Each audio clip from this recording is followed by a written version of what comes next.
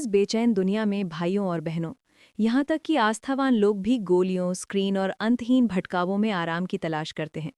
तनाव हमें हर तरफ खींचते हैं। लेकिन क्या हो अगर सच्ची शांति भागने में नहीं, बल्कि खामोशी पर भरोसा करने में हो?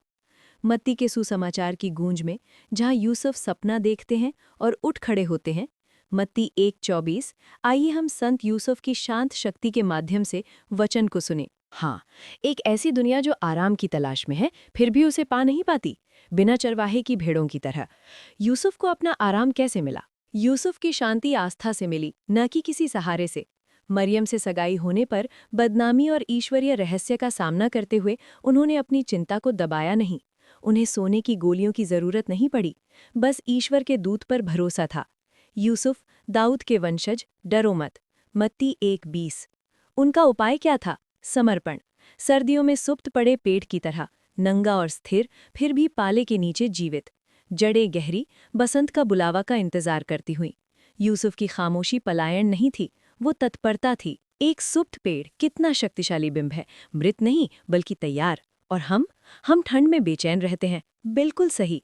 रामायण के कुंभकर्ण से इसकी तुलना करें। वो विशालकाय राक्षस जो लगातार 6 महीने सोता था, निष्क्रिय और भेटू, जो केवल रावण के युद्ध के लिए जागता था। उसकी नींद जड़ता थी, भोगविलास का एक अभिशाप। और यूसुफ की सक्रियवत सतर्कता, खामोशी में आध्यात्मिक रूप से जागृत, भजन संहिता 130 के पहरेदार की तरह। मैं प्रभु की बाट जोहता हूँ, मेरी आत्मा बाट जोहती है। भजन संहिता 130:5-6।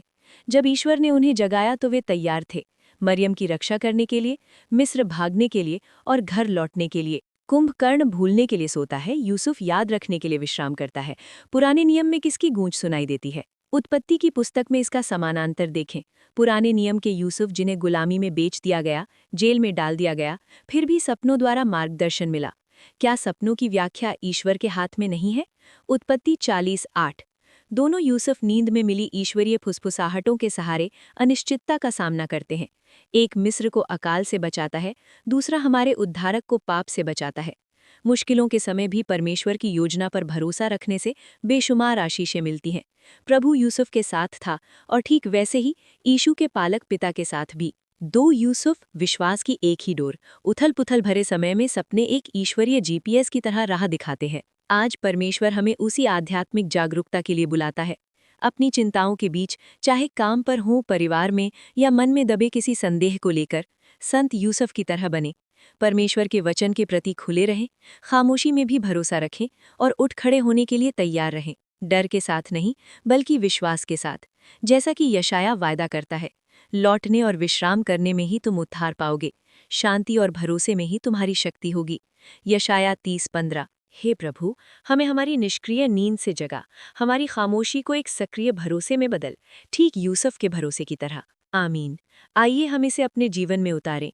अब और निष्क्रिय ना रहें, बल्कि परमेश्वर के राज्य के लिए फल लाने वाले बने। Thank you for watching.